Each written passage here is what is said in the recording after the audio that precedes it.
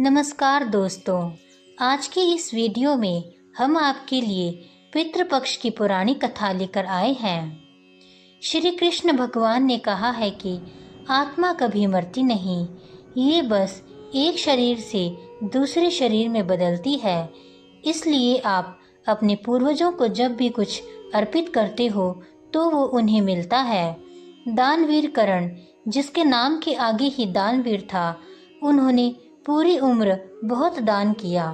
जो भी उनसे कुछ मांगता वो उसे जरूर मिलता। कर्ण जब परलोक गए तो वहां उन्हें वो कुछ दुगना दिया गया जो कि उन्होंने दान किया था, लेकिन वो सब हीरे जवाहरात और सोना चांदी थे।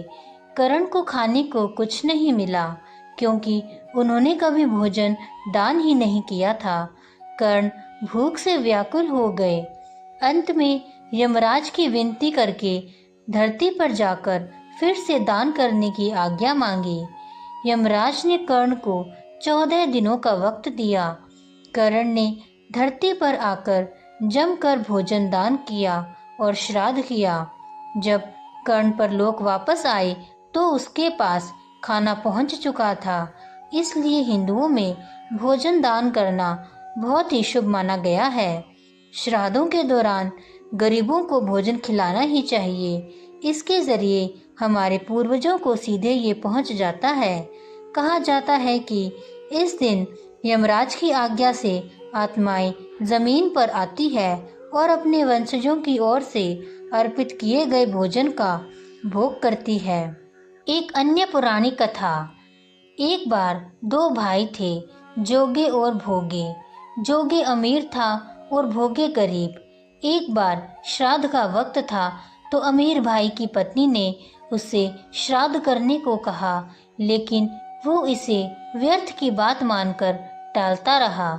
ऐसा करने पर अमीर भाई की पत्नी ने सोचा, अगर श्राद्ध नहीं किया तो लोग बातें बनाएंगे। इसके लिए ऐसा करती हूँ कि अपने मायके वालों को दावत पर बुलाकर अपनी शान दिखाऊंगी।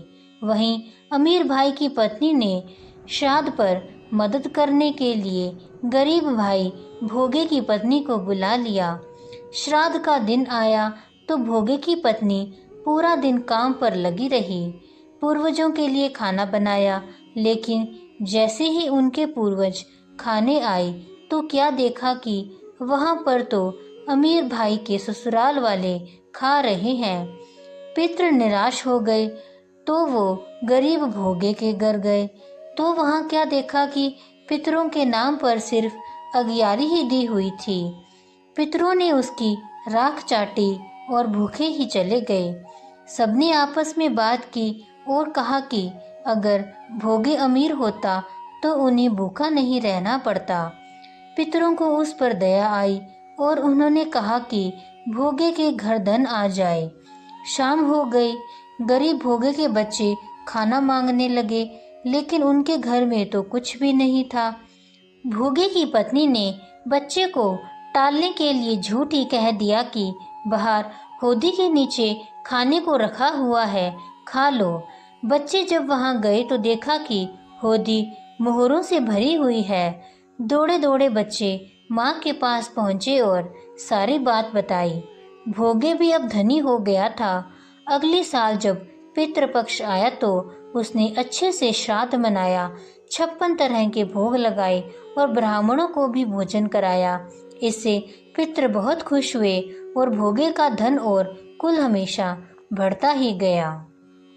अगर आपको यह कथा अच्छी लगी हो तो मेरे वीडियो को लाइक करें, सबके साथ शेयर करें और मेरे चैनल को भी सब्सक्राइब ज़रूर कीजिएगा। मिलते हैं एक नई वीडियो के साथ, तब तक के लिए नमस्कार।